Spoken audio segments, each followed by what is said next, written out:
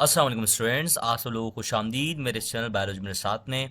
Students, जैसे कि आप सब लोगों को मालूम है कि हमने आपकी सिंटेक्स बोर्ड जाम शुरू जो कि 12th क्लास की आपके पास न्यू एडिशन की बुक आई है, उसमें आपको जो चैप्टर आता है बायोलॉजी एंड ह्यूमन वेलफेयर, उसका आज हम अगला टॉपिक पढ़ने जा रहे हैं। उस टॉपिक का नाम हमारे प्रीवियस जो लेक्चर हमने पढ़ा था जिसमें हमने vaccination and integrated disease management के बारे में समझा था, उसी से एसोसिएटेड है। लेकिन इसमें थोड़ी इन्होंने और डिटेल में कुछ मैकेनिज्म डिटेल नहीं दी बट डिफाइन ज़रूर किया। तो मैं चाहता हूँ मैं आपको उनकी डेफिनेशन के साथ साथ उसको प्रॉपर तरीके से डिफाइन भी करूँ। तो हम स्टार्ट करते हैं आज का टॉपिक जो कि हमारे पास है कि major mechanism of disease management. तो बच्चों, हमने इससे पहले क्या पढ़ा था? डिजीज मैनेजमेंट पढ़ा था, इंटीग्रेटेड डिजीज मैनेजमेंट पढ़ा था, basic values of integrated disease management को समझा था। अब इधर आते हैं मैकेनिज्म। देखिए बच्चों, मैनेजमेंट के अंदर हम क्या करते हैं, किसी चीज़ को अमल में लेकर आते हैं, और मैकेनिज्म में हम इस बात को समझते हैं कि कोई चीज़, कोई भी प्रोसेस किसी मैनेजमेंट में इस्तेमाल हो रहा है तो उसको अमल में लेकर आने के लिए कोई मैकेनिज्म होता है। मिसाल के तौर पे मैं आपको कहना चाहूँ कि अगर मैं कोई फसल उगा रहा हूँ, क्या उगा रहा हूँ बच्चों, कि अगर मैं कोई क्रॉप की क्या कर रहा हूँ, कल्टीवेशन करना चाहता हूँ, तो बच्चों मुझे कल्टीवेशन के लिए क्या करना पड़ेगा? एक प्रॉपर तरीके की लैंड को अक्वायर करना पड़ेगा। क्या करना पड़ेगा? जो कि उस क्रॉप के लिए क्या है, फेवरेबल है। फिर मुझे क्या लेना पड़ेगा बच्चों? प्रॉपर तरीके से पूरी वाटर की क्या करनी पड़ेगी, मुझे उसकी रिक्वायरमेंट चेक करनी पड़ेगी कि किस तरीके का उसको वाटर की क्या है रिक्वायरमेंट चाहिए है उस फसल को। तो इसके साथ साथ बच्चों फिर मैं उसका टाइम नोट करूँगा कि कितने टाइम में वो क्या आ जाती है, वो जो फसल है हमारे पास एच टू सॉरी इधर वाटर है, वो फसल अपना फ्रूट कब देना शुरू कर देती है। तो इस हिसाब से अब इस चीज़ को देखते हैं तो बच्चों हम क्या चेक कर रहे हैं, एक क्रॉप को, एक क्रॉप की अगर कल्चर करने के लिए उसके पूरे मैकेनिज्म को मैं आपको क्या कर रहा हूँ, डिटेल दे रहा हूँ। इसी तरीके से बच्चों डिजीज मैनेजमेंट भी है जिसमें 4 तरीके से मेजर मैकेनिज्म बयान किए गए हैं। तो उनको हम बारी बारी करके यानी कि एक एक करके इसको क्या करते हैं बच्चों, अंडरस्टैंड करते हैं। सबसे पहला बच्चों हमारे पास जो मैकेनिज्म आता है आपकी डिजीज मैनेजमेंट में, वो आता है कि host resistance against positive agent. बच्चों जब उसके बाद बच्चों हमारे पास जो मेजर मैकेनिज्म आता है वो आता है बायोलॉजिकल कंट्रोल। फिर उसके बाद हमारे पास अगला मैकेनिज्म आता है जिसको हम कहते हैं कि कल्चर कंट्रोल। इसी तरीके से बच्चों हमारे पास जो अगला मैकेनिज्म आता है वो आता है केमिकल कंट्रोल। बच्चों इन एक एक करके हम सबको इन स्टेप बाय स्टेप समझते हैं कि हर एक मैकेनिज्म जो हमें बताए गए हैं वो क्या हैं, किस तरीके से काम कर रहे होते हैं। तो first of all we have a first mechanism which we call that a host resistance against the positive agent. बच्चों अगर आप इस हेडिंग से ही अंदाज़ा लगाएं तो बच्चों आपको पता होना चाहिए कि होस्ट क्या होता है। होस्ट क्या होता है मेरे बच्चों? होस्ट वो होता है जिसके ऊपर कोई भी इन्फेक्शन क्या करता है, अटैक करता है। मिसाल के तौर पे अगर कोई एजेंट प्लांट के ऊपर, अगर कोई बैक्टीरिया बच्चों प्लांट के ऊपर अटैक कर रहा है तो बच्चों प्लांट इधर क्या है, होस्ट है।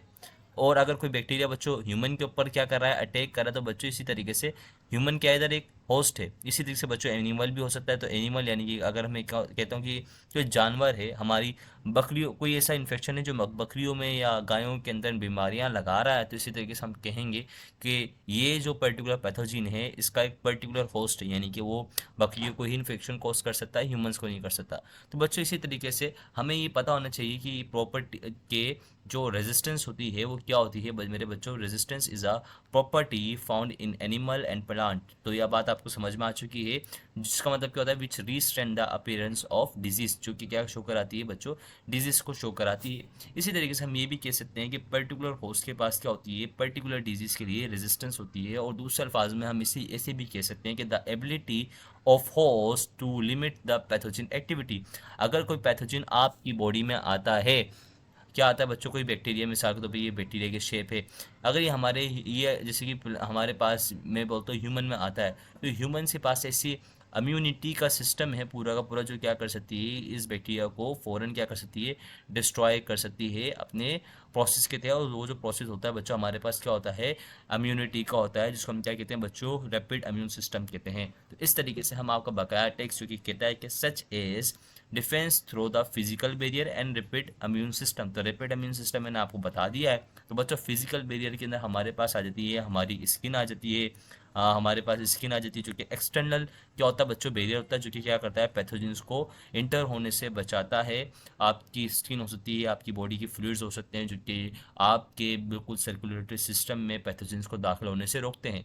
इसी तरीके से बच्चों आपने अब ये समझ लिया, मुझे उम्मीद है कि what is host resistance against the positive agent. तो ये तो आपको पता चल गया कि host resistance a property found in animal which safe which actually limit the activity of pathogen. तो ये बात अब आपको क्लियर हो चुकी है, चूंकि हमारे पास था पहला मैकेनिज्म था किसका बच्चों, डिजीज मैनेजमेंट का। तो डिजीज मैनेजमेंट के अंदर हम किसके ऊपर फोकस करते हैं बच्चों, हम रेजिस्टेंस प्रोवाइड करते हैं एक होस्ट को पर्टिकुलर एजेंट से। तो ये बात आपको समझ में आ चुकी है। इसी तरीके से बच्चों अगला प्रोसेस जो बच्चों मेरे पास निकल कर आता है वो आता है बायोलॉजिकल कंट्रोल। तो बच्चों in this we actually learn that this is a control of disease through other living organism. यानी कि इसके अंदर हम क्या करते हैं बच्चों, डिजीज को कंट्रोल करते हैं, डिजीज के फैलने के अमल को कंट्रोल करते हैं by the help of an other organism, जिसको हम प्रेडेटर कहते हैं यानी शिकारी कह सकते हैं, that reduce the severity of disease. जो क्या करता है बच्चों, सिवियरिटी यानी कि उस जो बीमारी उसकी शिद्दत को रिड्यूस कर देता है। तो बच्चों ये दूसरा मैकेनिज्म था। इसी तरीके से बच्चों अब ये वाला जो मैकेनिज्म है इसको समझना बहुत ज़्यादा इंपॉर्टेंट है, and this is a very difficult in understanding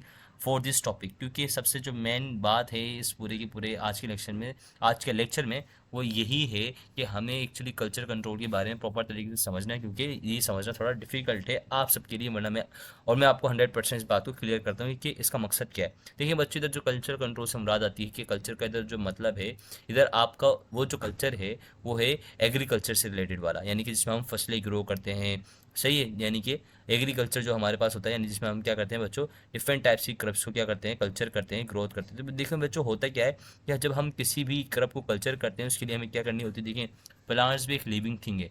plants के अंदर भी क्या होते हैं बच्चों, उनको भी खतरा होता है पैथोजन से। तो बच्चों हमें क्या करना पड़ता है, कल्चर के अंदर भी डिजीज कंट्रोल करनी पड़ती है ताकि हम अपनी फसलों को बचा सकें, जिससे हमें इकोनॉमिकल नुकसान हो सकता है, फूड इनसिक्योरिटी आ सकती है। तो इन सब चीज़ों से बचने के लिए हमें क्या करना पड़ता है बच्चों, पेस्ट कंट्रोल मैनेजमेंट करना पड़ता है, जिसको हम दूसरे अल्फाजों में कल्चर कंट्रोल भी कह देते हैं आपकी बुक के अकॉर्डिंग। तो बच्चों होता क्या है कल्चर कंट्रोल में, इसको मैं आपके लिए अलग अलग लाइन अलग कलर से शो करता हूँ कि culture control is usually engaging the environmental changes. देखिए बच्चों, अगर मैं कल्चर कंट्रोल को डिफाइन भी करना चाहूँ तो ये आप डेफिनेशन ले सकते हैं, मैं उम्मीद करता हूँ आपके पास स्क्रीन पर आ रही होगी।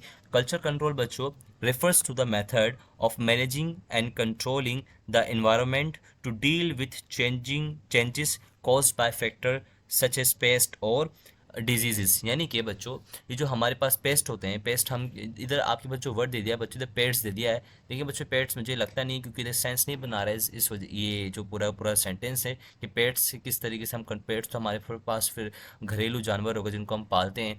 तो ये इधर ये हमारे पास सेंटेंस बन नहीं रहा, तो इस वजह से इधर जो प्रॉपर सेंटेंस आएगा बच्चों क्या आएगा, पेस्ट का आएगा। जो कि हमारे पास क्या होते हैं बच्चों, ऐसे ऑर्गेनिज्म होते हैं, एनिमल्स होते हैं जो क्या करते हैं, आपकी फसलों के ऊपर अटैक करते हैं, खाते हैं, ख़त्म कर देते हैं, सड़ा देते हैं आपकी फसल को ज़मीन पे लगे लगे, तो उनको हम पेस्ट बोलते हैं। और डिजीज से बचाना यानी कि ऐसे पैथोजन से जो क्या करते हैं बच्चों, आपकी फसल को हार्म करते हैं। तो बच्चों हम क्या करते हैं, इन्वायरमेंट को इंगेज करके चेंजेस लेकर आते हैं ताकि हम उनको क्या करें, कंट्रोल कर सकें। तो बच्चों कल्चर कंट्रोल में हमारे पास कुछ टेक्निक्स होती हैं, मेथड्स होते हैं। तो सबसे पहले हमारे पास जो मेथड आता है बच्चों वो आता है इंटरक्रॉपिंग। बच्चों इंटरक्रॉपिंग में क्या होता है कि हम इनके अंदर जो प्लांट्स होते हैं डिफरेंट क्रॉप्स के, यानी कि डिफरेंट डिफरेंट फसलों के जो पौधे होते हैं उनको हम एक ही लैंड पे क्या करते हैं लगा देते हैं, सही है। इसी तरीके से बच्चों जो दूसरा मेथड होता है हमारे पास वो होता है क्रॉप रोटेशन। क्रॉप रोटेशन में बच्चों हम क्या करते हैं, हम एक फसल को एक सीजन में लगाते हैं। मिसाल के तौर पर मैं कहता हूँ कि हमने शुगर केन लगाया एक ज़मीन के ऊपर, क्या लगाया बच्चों, शुगर केन लगाया। तो बच्चों जब शुगर केन का पूरा पूरा सीजन हो गया तो हमने शुगर केन के सीजन के बाद उसको हमने क्या कर लिया बच्चों, उसको हार्वेस्ट कर लिया। तो उसको हमने हार्वेस्ट कर लिया मेरे बच्चों, तो हार्वेस्ट के बाद हम क्या करेंगे, अब उसके बाद हम अगली फसल लगाएंगे। क्या लगाएंगे, तब मैं कहता हूँ कि अब मैंने जो फसल लगा ली किसकी लगा ली बच्चों, वीट की, यानी गंदम की फसल लगा ली। इससे फ़ायदा क्या होगा बच्चों कि पहले हमारी जो फसल थी शुगर केन की, उसमें शुगर केन के लिए अब हुआ क्या होगा बच्चों, शुगर केन की फसलों के लिए कि बहुत सारे जरासीम ऑलरेडी आ गए होंगे। अब क्या होगा कि सेकंड टाइम में जब आप लगाना शुरू करेंगे ना इस फसल को, तो उससे नुकसान ये होगा कि जैसे अब आपकी फसल ग्रो होगी तो उधर ऑलरेडी ही आपने जो पहले फसल उगाई थी उसके पेस्ट पड़े हुए होंगे और वो जरासीम पड़े हुए होंगे, तो वो क्या कर देंगे बच्चों, आपकी जो सेकंड जो आपकी क्रॉप होगी शुगर केन की उसको डिस्ट्रॉय कर देंगे। लेकिन इसके बरक्स अगर आप क्रॉप को रोटेट कर दें, वीट लगा दें, तो होता क्या है कि जो पेस्ट यानी कि जो हार्मफुल लिविंग ऑर्गेनिज्म थे, माइक्रो ऑर्गेनिज्म थे, वो क्या करेंगे, वो तो अब वीट को मार ही नहीं सकते क्योंकि वो उनके पास वीट को यानी कि गंदम को अटैक करने वाली एबिलिटी ही नहीं है। तो इससे क्या होता है बच्चों, हमारे पास पास एबिलिटी होती है ताकि हम क्या कर सकें, कल्चर को कंट्रोल कर सकें, डिजीज़ को कंट्रोल कर सकें और हमारी फसल को भी सेव कर सकें क्रॉप रोटेशन से। और मैं अभी आपको और अच्छे तरीके से बता सकता हूँ कि what is the meaning bye crop rotation is. अगर हम इंग्लिश में बताना चाहें तो ये बता सकते हैं, changing the type of crops planted in specific area of time. समझ रहे बच्चों, हम क्या करते हैं, चेंज करते हैं एक क्रॉप के टाइप को प्लांट करने के बाद एक स्पेसिफिक एरिया ऑफ टाइम के अंदर। सही है मेरे बच्चों, ये तो बात आपको समझ में आ गई उम्मीद है। इसी तरीके से हमारे पास जो अगली टेक्निक होती है वो होती है फील्ड, यानी कि जहाँ पे आपने पूरी पूरी क्रॉप को ग्रो किया है उसकी सैनिटेशन, सफाई करना। सही। और इसके बाद हमें क्या करते हैं बच्चों, मैनिपुलेटेड ऑफ स्प्लिट डेट्स। बच्चों ये बड़ी टेक्निकल टर्म है, इसको समझना बहुत ज़्यादा ज़रूरी है। इसमें हम क्या करते हैं बच्चों, इसमें हमें पता है कि जो पर्टिकुलर हमारे पास फसलें होती हैं, जैसे आपको पता है कि हम जैसे ह्यूमंस हैं, तो ह्यूमंस जो बच्चों पर्टिकुलर सीजन के अंदर किसी ना किसी वायरसेस से क्या करते हैं, फेस करते हैं। फ्लू का वायरस सर्दियों में आता है, डेंगू भी सर्दियों में आता है, तो ये पीक पॉइंट होते हैं ऐसे इन्फेक्शियस डिजीज़ के लिए। तो इसी तरीके से बच्चों प्लांट के अंदर भी, यानी कि एग्रीकल्चर के अंदर भी कुछ सर्टेन ऐसे सीज़न होते हैं जिसमें कुछ बहुत सारे वेक्टर्स उन ज़मीनों में अवेलेबल होते हैं जो कि फसल को क्या कर सकते हैं, हार्म कर सकते हैं। तो इसलिए बच्चों हम क्या करते हैं, हम एक जो डेट होती है उसको आगे बढ़ा देते हैं, या यानी कि उस जो पॉइंट है जहाँ पर वो वेक्टर्स जो कि फसल को नुकसान पहुँचा सकते हैं, इससे पैथोजन जो फसल को नुकसान पहुँचा देते हैं, उससे पहले हम क्या करते हैं, उसके बाद हम उस फसल को लगाते हैं ताकि हम क्या कर सकें, अपनी फसल को बचा सकें। तो इधर जो बात लिखी हुई आ रही है कि manipulation of speed dates, date का मतलब होता है दुरानिया और स्पीड का मतलब बढ़ाना, और मैनिपुलेशन का इधर मतलब होता है बच्चों चेंज करना, यानी कि जो आपके फसल लगाने के पर्टिकुलर टाइम है उसको उस वक्त में लगाना जब बीमारी का जो रेशियो हो बीमारी करने वाले फैक्टर्स का वो ज़्यादा हो, तो उस वक्त में लगाना, उसके बाद हमें चेंज कर देना ताकि हमारी फसल नुकसान ना हो। अगर आप चाहते हैं कि इसकी मैं आपको एक अच्छी सी डेफिनेशन दूँ तो मैं आपको बता रहा हूँ, और आपके पास एलसीडी पे लिखी हुई भी आ रही होगी तो वो आप अपने पास पेन पेपर लिख के कॉपी कर सकते हैं। तो इसका मतलब होता है कि manipulation of split dates possibly, इसका मतलब होता है कि altering the timing of planting to manage disease spread, यानी कि हम क्या करते हैं बच्चों, जो हम सीड लगा रहे होते हैं उसकी टाइमिंग को क्या करते हैं, अल्टर करते हैं ताकि हम क्या करें, डिजीज़ के फैलाव को क्या करें बच्चों, कम कर सकें। अब मैं उम्मीद करता हूँ कि आपको ये सारी की सारी चारों पांचों टेक्निक ही समझ में आ गई होंगी। तो अब बाकी के पैसेज को भी हम क्या करते हैं, कंप्लीट करते हैं ताकि आपको समझ में आए। बच्चों देखिए, some of these techniques provides only small benefits, इसमें से जो टेक्निक्स है आपको बहुत ही कम बेनिफिट प्रोवाइड करते हैं, लेकिन सबको जो हम क्या कर देते हैं, मिला देते हैं with other techniques they significantly improve the disease management. तो ये क्या करते हैं बच्चों, बहुत ज़्यादा तरीके से आपकी डिजीज मैनेजमेंट को इम्प्रूव करते हैं, जो कि आपकी कल्चर कंट्रोल के ऊपर क्या करती है, बहुत ज़्यादा आपको बेनिफिट प्रोवाइड करती है। इसी तरीके से बच्चों अगर हम केमिकल कंट्रोल की बात करते हैं तो chemical control is a very useful for the plants and animal disease. It is necessary to spray in that area where vectors born disease are found, यानी कि जहाँ पर वेक्टर बोर्न डिजीज क्या हो रही है, पैदा हो रही है। हम क्या करते हैं बच्चों, पेस्टिसाइड यूज़ करते हैं, बैक्टीरियोसाइड यूज़ करते हैं, इंसेक्टिसाइड यूज़ करते हैं, फंजीसाइड यूज़ करते हैं, जिससे क्या होता है बच्चों, हम इन सारे ऑर्गेनिज्म को जो कि डिस्ट्रॉय कर रहे हैं हमारी फसलों को, उसको हम तबाह कर देते हैं। इसके साथ साथ बच्चों to control the pest, pest बच्चों मैंने अभी आपको पहले भी बताया था, any organism like that insect, fungi, rodent and weed. Rodent हम बच्चों चूहे वगैरह को कहते हैं जो फसलों में घूमते हैं और वो आपकी फसल को तबाह भी करते हैं।